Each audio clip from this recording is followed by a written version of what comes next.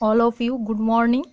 আজকের class enzyme, definition of enzyme অর্থাৎ enzyme কাকে বলে না। এনজাইম প্রোটিনধর্মী অর্থাৎ প্রোটিনধর্মী যে দ্রবণীয় জৈব অনুঘটক সজীব কোষে উৎপন্ন হয়ে কোষের নিয়ন্ত্রণাধীনে না থেকে সজীব কোষের ভেতরে বা বাইরে উপযুক্ত পরিবেশে কোনো জৈব রাসায়নিক বিক্রিয়াকে ত্বরান্বিত এবং মন্দীভূত করে আর বিক্রিয়া শেষে নিজে অপরিবর্তিত থাকে, তাকে আমরা বলি উৎসেচক।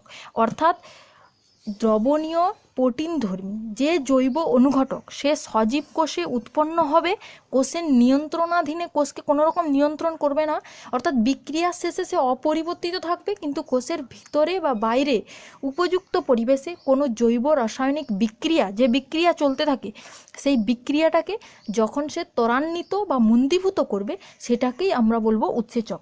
অর্থাৎ এনজাইম, এনজাইমের ইএন কথার অর্থ হচ্ছে যে ইনসাইট, আর জাইম JYME, জাইম একটা এনজাইম যেটা আমরা ইস্টের দেহে পেয়ে থাকি। অর্থাৎ এনজাইম পুরো কথাটার অর্থ হলো মানে ইস্টের বাইরের দেহে যে সমস্ত আমরা মানে পেয়ে থাকি।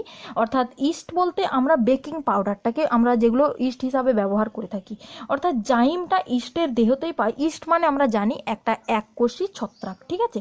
তো এনজাইম এই এনজাইম সম্বন্ধে কোনো আলোচনা, ধরো আমার কোনো অ্যাসিড হলো, সেই অ্যাসিড কেন হলো এই বিষয়ে যদি আমি আলোচনা করতে চাই, তাহলে যে বিজ্ঞানের যে শাখায় গিয়ে আমি আলোচনা করব সেই শাখাটার নাম হলো এনজাইমোলজি। এনজাইমোলজি নামক একটা বিজ্ঞানের শাখা রয়েছে। এই শাখাতে গিয়ে এনজাইম এবং এনজাইম রিলেটেড যে কোনো আলোচনা বা যে কোনো গবেষণা ইত্যাদি এটসেট্রা আমরা এনজাইমোলজি নামক শাখাতে গিয়ে বিজ্ঞানে করে থাকি এনজাইম সম্বন্ধে। এনজাইমের এন মানে ইনসাইট আর জাইম মানে হচ্ছে যে ইস্ট।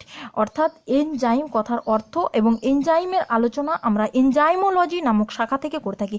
ডেফিনেশন অফ এনজাইম যদি বা উৎসেচক কাকে বলে, অর্থাৎ যে সমস্ত প্রোটিনধর্মী জৈব অনুঘটক সজীব কোষে কোনো কোষকে নিয়ন্ত্রণ করবে না, কিন্তু নিয়ন্ত্রণের বাইরে গিয়ে অর্থাৎ নিয়ন্ত্রণাধীনে না থেকে বিক্রিয়াকে শুরু বা শেষ করতে পারবে না, কিন্তু বিক্রিয়া শেষে অপরিবর্তিত থাকবে এবং বিক্রিয়ার ভেতরে ঢুকে কোনো রাসায়নিক বিক্রিয়াকে যখন ত্বরান্বিত বা মন্দীভূত করবে সেটাকেই আমরা বলবো উৎসেচক। অর্থাৎ আমরা জানি বিপাক বলতে কোনো সজীব কোষের প্রোটোপ্লাজমে যখন গঠনমূলক এবং ভাঙনমূলক বিক্রিয়াটা ঘটতে থাকে, সজীব কোষের প্রোটোপ্লাজমে গঠনমূলক এবং ভাঙনমূলক যে রাসায়নিক বিক্রিয়া ঘটতে থাকে কন্টিনিউয়াসলি, সেটাকেই আমরা বলে থাকি বিপাক। অর্থাৎ বিপাক দুটো ভাগ রয়েছে। অর্থাৎ যেমন আমাদের মানব দেহের শরীরে গাইকোলাইসিসটা কন্টিনিউয়াসলি হতে থাকে, এইটা একটা রাসায়নিক বিক্রিয়া কন্টিনিউয়াসলি হয়, তাই এই বিপাকটাকে নিয়ন্ত্রণ করে থাকে কি এনজাইম যদি না থাকতো তাহলে বিপাক নিয়ন্ত্রণ, শুধু বিপাক নয় পরিপাক বিশেষণ এটসেট্রা সব কিছুই এনজাইম দরকার। এনজাইম যদি না থাকতো তাহলে পরিপাক বিশেষণ বিপাক এগুলো কিছুই হতো না। তাই এনজাইম এগুলোকে রেগুলেট করে, নিয়ন্ত্রণাধীন, অর্থাৎ নিয়ন্ত্রণ করে না, কিন্তু এনজাইম কাজ করে রাসায়নিক বিক্রিয়াটা যাতে বেশিক্ষণ ধরে চলতে পারে, সেই জন্য এনজাইম এগুলোকে কাজ করে থাকে। এটা হচ্ছে যে ডেফিনেশন অফ এনজাইম। এরপরে জানবো যেটা ক্যারেক্টারিস্টিক্স অফ এনজাইম, অর্থাৎ এনজাইমের কিছু বৈশিষ্ট্য রয়েছে। 1 নম্বর বৈশিষ্ট্য আমরা বলবো, শুরুতেই ডেফিনেশনে পড়েছি যে প্রোটিনধর্মী যে জৈব অনুঘটক, অর্থাৎ উৎসেচক হচ্ছে যে প্রোটিনধর্মী একটা এনজাইম। এটা একটা এনজাইম, এটা হচ্ছে প্রোটিনধর্মী, কিন্তু তার এইটুকু অংশটা একটা নন প্রোটিন পার্ট রয়েছে, এটা হচ্ছে যে অপ্রোটিন অংশ, অর্থাৎ এনজাইমের একটি অপ্রোটিন অংশ। অর্থাৎ এনজাইম প্রোটিনধর্মী কিন্তু অপ্রোটিনধর্মীও। এনজাইম তার নেচার প্রোটিনধর্মী, সে কাজ করবে প্রোটিনধর্মী মতো, কিন্তু এনজাইমের মধ্যে একটা অপ্রোটিন অংশ থাকে, ঠিক আছে। অর্থাৎ এই অপ্রোটিন অংশটির এনজাইমের মধ্যে যদি না থাকতো তাহলে এনজাইমটা কিন্তু অ্যাক্টিভ হতো না। এনজাইমের মধ্যে যদি অপ্রোটিন অংশটা না থাকতো তাহলে কিন্তু এনজাইমটা অ্যাক্টিভ হতে পারতো। অর্থাৎ আমাদের একটা কোনো মোবাইলের মধ্যে যদি সিম না থাকে, মোবাইলটা আমরা মোবাইল ব্যবহার করি মেনলি কিসের জন্য? ফোন কলের জন্য। ফোন কল কিন্তু করতে পারবো না, অর্থাৎ মোবাইলটা অ্যাক্টিভেট হবে না যদি সিমটা না থাকে। তেমনি এনজাইমটা কাজ করতে পারবে না যদি তার নন প্রোটিন পার্টটা না থাকে। অর্থাৎ এনজাইম প্রোটিনধর্মী বলবে যে এনজাইমটা প্রোটিনধর্মী বলছেন, প্রোটিনধর্মী কিন্তু নন প্রোটিন পার্ট থাকতেই হবে। টোটাল এনজাইমের 90% প্রোটিনধর্মী, কিন্তু 10% একটা অপ্রোটিন অংশ রয়েছে, অর্থাৎ এনজাইমটা একটা প্রোটিন ধর্মী, কিন্তু তার এই অপ্রোটিন অংশটা যদি না থাকতো তাহলে এনজাইমটা কিন্তু অ্যাক্টিভ হতে পারতো না বা এনজাইম কোনো কাজ করতে পারতো না। তাহলে 1 নম্বর বৈশিষ্ট্য হচ্ছে যে এনজাইম প্রোটিন ধর্মী। 2 নম্বর বৈশিষ্ট্য যেটা বলবো যে এনজাইম প্রত্যেকটা নির্দিষ্ট উৎসেচক প্রত্যেকটা নির্দিষ্ট সাবস্ট্রেটের উপরে কাজ করে, অর্থাৎ এক একটা উৎসেচক এক একটা সাবস্ট্রেট, কখনো একটা উৎসেচক অন্য একটা সাবস্ট্রেটের উপরে কাজ করতে পারবে না।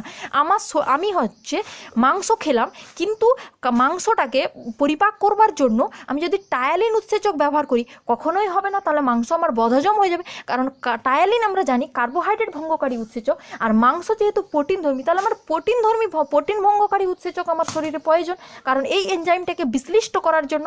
কিন্তু এই যদি টায়ালিন আমরা ব্যবহার করে থাকি তাহলে কিন্তু আমার শরীরে কাজ হবে না, বদহজম হয়ে যাবে। তাই প্রত্যেকটা নির্দিষ্ট উৎসেচক প্রত্যেকটা নির্দিষ্ট সাবস্ট্রেটের উপরে কাজ করবে, কখনোই অন্য সাবস্ট্রেটের উপরে কাজ করতে পারে না। 3 নম্বর, উৎসেচক কোনো রাসায়নিক বিক্রিয়াকে শুরু বা শেষ করতে পারে না, সে শুধু বিক্রিয়াটাকে ত্বরান্বিত বা মন্দির, অর্থাৎ বিক্রিয়ার গতিটাকে বাড়াতে কমাতে সাহায্য করবে। ধরো কোনো দুজন ব্যক্তি ঝগড়া করছে, একটা অনুঘটক কেউ একজন চলে গেল, গিয়ে সেখানে এমন একটা কথা বলে দিল, সেই কথাটা বলার কারণে ঝগড়াটা হয় বেড়ে যাচ্ছে, নয় ঝগড়াটা একটুক্ষণ পরে থেমে যাচ্ছে। সেই কথাটা বলার কারণে ঝগড়াটা বাড়তেও পারে বাট কমতেও পারে। এই যে সে জৈব অনুঘটক হিসাবে কাজ করছে, অর্থাৎ উৎসেচক একটা জৈব অনুঘটক হিসাবে কাজ করতে পারে, কিন্তু সে কখনো বিক্রিয়াকে শুরু বা শেষ কোনোটাই সে করতে পারে না। 4 নম্বর, উৎসেচক একটা নির্দিষ্ট তাপমাত্রায় কাজ করে, সে তাপমাত্রার বাইরে গেলে উৎসেচক কিন্তু একেবারেই কাজ করতে পারবে না, অর্থাৎ তার কর্মক্ষমতাটা নষ্ট হয়ে যাবে। সেই তাপমাত্রার হলো উৎসেচক 25 থেকে 37 ডিগ্রি সেন্টিগ্রেড তাপমাত্রায় ভালো কাজ করতে পারে, অর্থাৎ এই তাপমাত্রাতেই উৎসেচকটা খুব ভালো। অর্থাৎ যখন আমাদের তাপমাত্রা হিমাঙ্কের নিচে চলে যাবে তখন উৎসেচক 100% কাজ করতে পারবে না, একেবারে করতে পারবে না সেটা বলবো না, কিন্তু তবুও 50% কাজ করবে বা 40% কাজ করবে। কিন্তু যদি আমরা 45 ডিগ্রি সেন্টিগ্রেড তাপমাত্রায় উৎসেচককে কাজ করতে বলি তখন কিন্তু উৎসেচক একেবারেই কাজ করতে পারবে না, উৎসেচকের পুরো কর্মক্ষমতা নষ্ট হবে, তার ফলে আমাদের অ্যাসিডিটি হবে, বদহজম হবে, বিভিন্ন ধরনের প্রবলেম আমাদের শরীরে দেখতে পাওয়া যায়। বিশেষ করে শীতের কালে আমাদের শরীরের ভেতর খুব গরম থাকে, তখন অনেক সময় তাপমাত্রা আমাদের শরীরে বেড়ে যায়, তখন দেখবে আমাদের অ্যাসিডিটি হয়। ঠান্ডা মানে ওয়েদার ঠান্ডা বাট আমাদের শরীরের ভেতর গরম, সেই কারণে আমাদের অনেক সময় অ্যাসিডিটি হওয়ার চান্সেস থাকে বা অ্যাসিডিটি অনেকেরই হয়ে থাকে ওই টাইমে। তাই উৎসেচক একটা নির্দিষ্ট তাপমাত্রায় কাজ করবে, সেই তাপমাত্রার বেশিতে একেবারেই করতে পারবে না, কিন্তু কম হলে অল্প একটু কাজ করে থাকে, 50% কাজ দেবে, 40% কাজ দেবে, এর বেশি কাজ করতে পারে না। তাই উৎসেচক হচ্ছে যে একটা নির্দিষ্ট তাপমাত্রায় কাজ করে থাকে। তারপরে উৎসেচক একটা নির্দিষ্ট পিএইচ মাধ্যমে কাজ করে, কারণ কোনো একটা জিনিস যে ক্ষারীয় সে ক্ষারীয় মাধ্যমেই কাজ করবে, আবার কেউ যদি আম্লিক হয় সে আম্লিক মাধ্যমে। ধরো পেপসিন তো প্রোটিন ভঙ্গ করে, পেপসিন আম্লিক মাধ্যমে কাজ করে, পেপসিনকে যদি বলি ক্ষারীয় মাধ্যমে কাজ করতে সে কখনোই কাজ করতে পারবে না। আর ট্রিপসিন আমরা জানি ক্ষারীয় মাধ্যমে কাজ করে, কিন্তু ট্রিপসিনকে যদি বলি আম্লিক মাধ্যমে কাজ করতে তাহলে ট্রিপসিনও আম্লিক মাধ্যমে কাজ করতে পারবে না। তাই মানে প্রত্যেকটা উৎসেচক একটা নির্দিষ্ট পিএইচে কাজ করে, অর্থাৎ পেপসিন আম্লিক মাধ্যমে কাজ করে, পেপসিন আম্লিক মাধ্যমে কাজ করে, আর ট্রিপসিন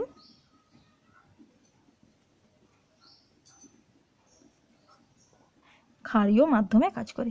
আরেকটা হচ্ছে যে উৎসেচক বিক্রিয়ার শেষে অপরিবর্তিত থাকে, কোনো চেঞ্জ হয় না, অপরিবর্তিত থাকে, উৎসেচকের কখনো ধ্বংস হয় না, অর্থাৎ উৎসেচক বিক্রিয়ার শেষে অপরিবর্তিত।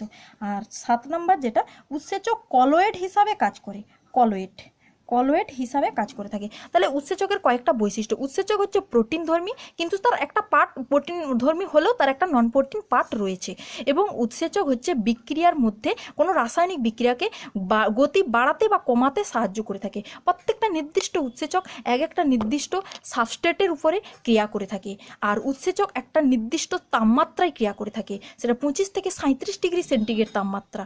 আবার উৎসেচক একটা নির্দিষ্ট পিএইচে কাজ করে থাকে, পেপসিন যেমন আম্লিক মাধ্যমে, ট্রিপসিন তেমন ক্ষারীয় মাধ্যমে কাজ করে থাকে।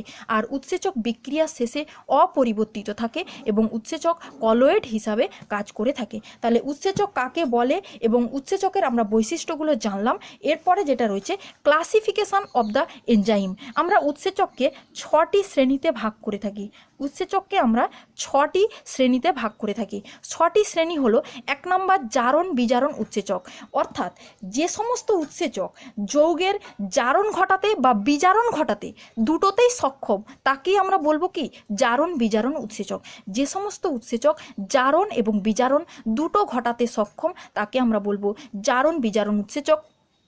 যেমন বিজারিত সাইটোক্রোমে যখন হাফ অক্সিজেন দিয়ে দেওয়া হবে তখন সাইটোক্রোম অক্সিডেজ নামক এনজাইমের প্রভাবে সেটা জারিত সাইটোক্রোম প্লাস H2O উৎপন্ন করে থাকবে। আবার একটা ডিহাইড্রোজেনেজ পদ্ধতিতেও পাইরুভিক অ্যাসিডের সঙ্গে যখন NADH দেওয়া হচ্ছে ল্যাকটিক ডিহাইড্রোজেনেজ এনজাইমের প্রভাবে যখন ল্যাকটিক অ্যাসিড এবং NADটা ডিহাইড্রোজেনেজ হয়ে বেরিয়ে যাচ্ছে আর H2CO3 আর কার্বনিক অ্যানহাইড্রেজ নামক এনজাইমের প্রভাবে H2O এবং CO2 রূপে প্রোডাক্ট তৈরি হচ্ছে। তাই এরপরে যেটা রয়েছে ট্রান্সফারেজ উৎসেচক, 2 নম্বর ক্লাসিফিকেশান ট্রান্সফারেজ, অর্থাৎ গ্লুকোজের সঙ্গে যখন ATP অর্থাৎ একটা যে সমস্ত উৎসেচকে কোনো একটা যৌগ থেকে যখন কোনো একটা মূলককে অন্য একটা প্রোডাক্টে ট্রান্সফার করব, স্থানান্তরিত করব, তাকে আমরা বলবো ট্রান্সফারেজ উৎসেচক।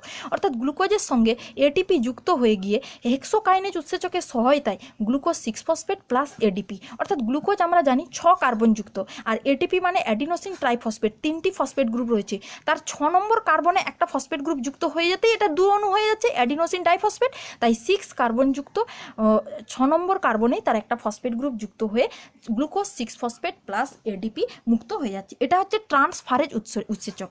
3 নম্বর যেটা রয়েছে হাইড্রোলেজ উৎসেচক, অর্থাৎ যে সমস্ত উৎসেচক যেটা হচ্ছে যে জলের সহায়তায় কোনো দ্বিবন্ধন বা ত্রিবন্ধনটাকে ভাঙতে সাহায্য করে থাকে, অর্থাৎ কোনো কঠিন সাবস্ট্রেট বা জটিল একটা কোনো পদার্থকে তাকে সরল পদার্থে পরিণত করতে সাহায্য করে থাকে এই হাইড্রোলেজ উৎসেচক। তার মধ্যে রয়েছে প্রোটিওলাইটিক উৎসেচক, লাইপোলাইটিক উৎসেচক, নিউক্লিয়েজ উৎসেচক, সুক্রোলাইটিক উৎসেচক, অর্থাৎ প্রোটিওলাইটিক উৎসেচক যেমন পেপসিন।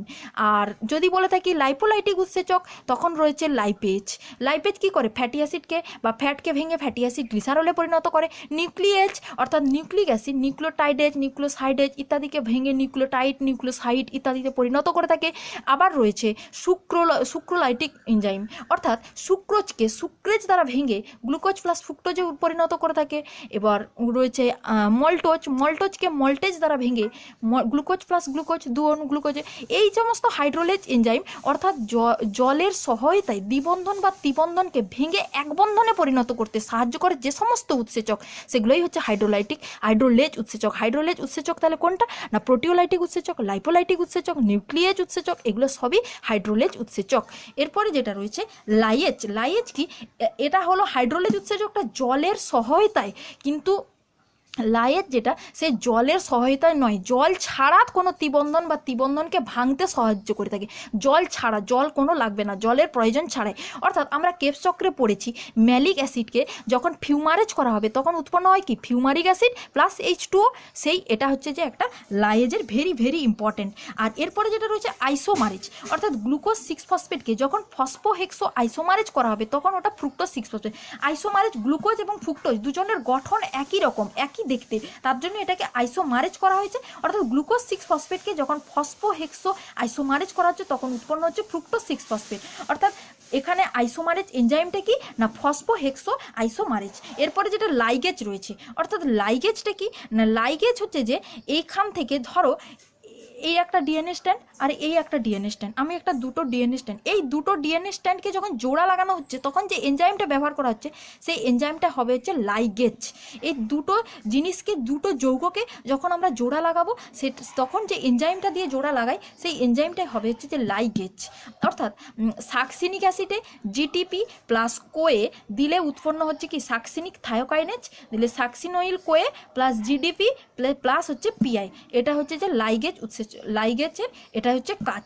অর্থাৎ আমরা উৎসেচককে 6 ভাগে ভাগ করলাম ক্লাসিফিকেশন, তার 6টা ভাগ জারণ বিজারণ উৎসেচক আর